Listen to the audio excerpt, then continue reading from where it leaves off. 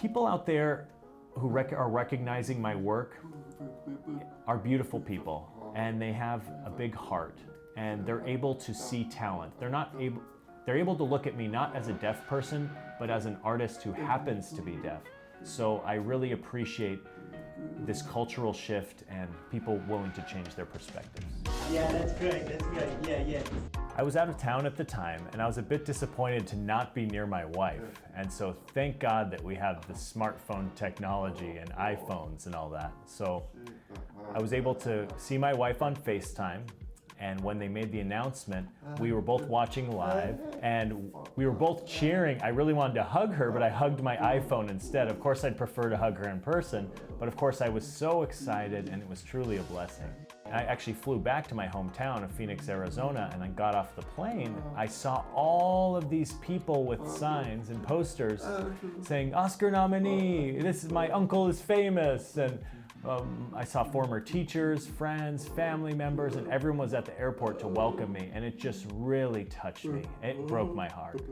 And everyone in the audience, everyone in the crowd were people that knew me since I was a kid and knew that I was a serious actor, and finally with this nomination to happen, to be able to celebrate with them in my hometown airport was very special. I'll sacrifice for you, dedicate my life to you. I will go where you lead, always there.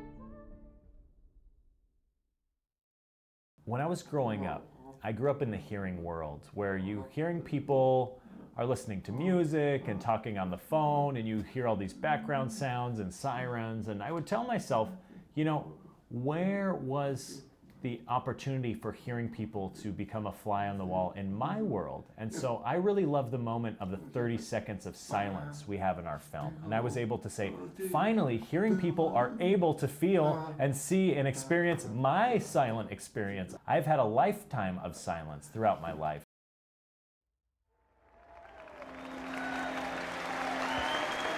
So that moment, it really strikes people, and they begin to understand that they take their hearing for granted. And with even 30 seconds of silence, they can start walking in our shoes. And as deaf people, we communicate visually, and so that was an extremely special moment of CODA. I received a lot of emails, even from strangers, and many of them were CODAs that have said, "Troy, thank you. You made me feel seen." And finally, many of my friends who are hearing are able to understand what I went through as a CODA. And my daughter as well, she's a CODA in real life, and so I understand what she's been through. And it's funny because my wife is an American Sign Language teacher. And before CODA came out, some of them were kind of lazy and just thought sign language would be easy and didn't really do their homework. And once they found out that I happened to be a nominee, it really changed their attitude. All of a sudden they're respecting my wife, they're signing more, and they're turning in their homework on time. So my wife feels like I made her life easier as a teacher. And so this movie is impacting everyone and all types of communities, hearing, deaf, hard of hearing, and all of the above. And it's so beautiful that we're able to make that connection and everyone can enjoy our film under one roof. It's most important for me to really have my family there because I've been through so much as an actor over the last 35 years, and I almost lost my family because of financial reasons and other problems. And so I didn't have any retirement or savings or a way to support my daughter through college. And so I was worried. And I'm so blessed to have been a nominee. It really has saved my career, and I'm able to go to the next level.